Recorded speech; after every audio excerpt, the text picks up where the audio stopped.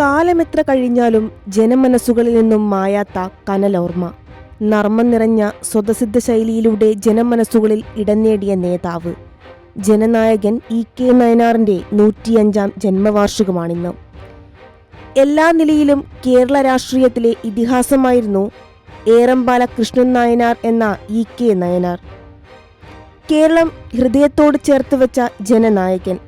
കുറിക്കുകൊള്ളുന്ന വിമർശനവും നർമ്മത്തിൽ ചാലിച്ച സംഭാഷണവും അസാമാന്യ പ്രസംഗ വൈഭവവും കൊണ്ട് മലയാളികളുടെ മനസ്സ് കീഴടക്കിയ ജനനേതാവ്.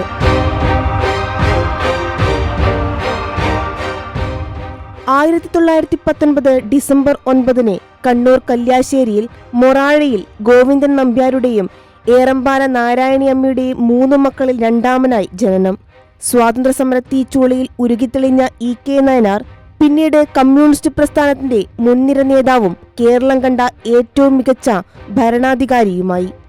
മൊറാഴയിലും കയ്യൂർ സമരത്തിലും മുന്നണി പോരാളിയായി.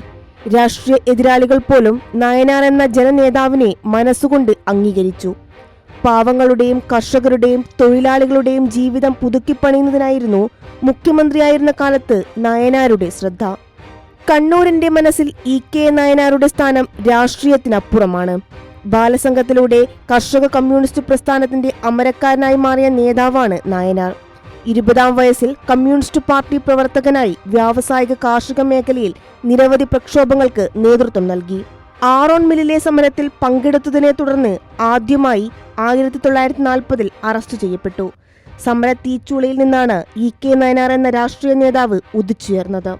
പാർട്ടി നിരോധിക്കപ്പെട്ട കാലത്ത് ചൈനീസ് ചാരൻ എന്ന മുദ്രകുത്തി 6 വർഷം ജയിലിലായി.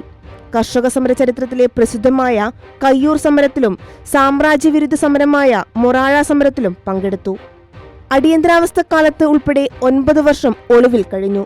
പലതവണ തടവിലായി. എല്ലാ വിഷയങ്ങളും തന്റേതായ ശൈലിയിൽ നർമ്മത്തിൽ ചാലിച്ച് അവതരിപ്പിച്ചാണ് നായനാർ ഓർമ്മകളിൽ നിറഞ്ഞു നിൽക്കുന്നത്. 3 തവണകളിലായി 3991 ദിവസം മുഖ്യമന്ത്രിയായി. 2 തവണ പ്രതിപക്ഷ നേതാവായി. 23 വർഷം നിയമസഭാംഗമായി പ്രവർത്തിച്ചു. ദീർഘവീക്ഷണമുള്ള പ്രവർത്തനങ്ങളാണ് നായനാരെ ജനപ്രിയനാക്കിയത്. നായനാർ മുഖ്യമന്ത്രിയായിരുന്ന കാലഘട്ടത്തിലാണ് സമ്പൂർണ്ണ സാക്ഷരതയിലേക്ക് കേരളം നീങ്ങിയത്.